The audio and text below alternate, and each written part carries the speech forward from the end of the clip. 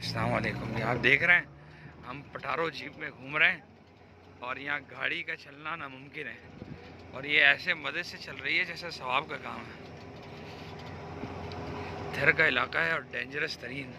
ये देखो कैसे मज़े से घूम रही है और कैसे मज़े से चल रही है।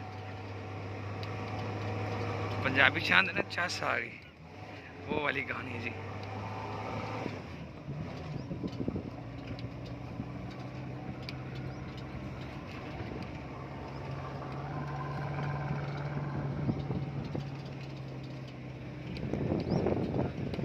हम शमसुद्दीन के इलाके में आए हैं और उनकी ज़मीनें वगैरह देखकर वापसी की तरफ रवा दवा हैं और जहाँ हमारी गाड़ी खड़ी है उस तरफ जा रहे हैं।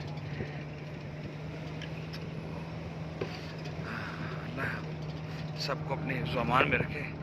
यहाँ किसी किस्म का कोई ख़तरा नहीं है, जानवर सारे आज़ाद घूम रहे हैं। और यहाँ इत्तेफाक ऐसा है कि अभी तक मैं आपको मोर नहीं दिखा सका, लेकिन यहाँ मोरों की कसीर तादाद मौजूद है। आप ये देख रहे हैं चढ़ाइयाँ आ रही है लेकिन इस गाड़ी को कोई फ़र्क नहीं पड़ रहा।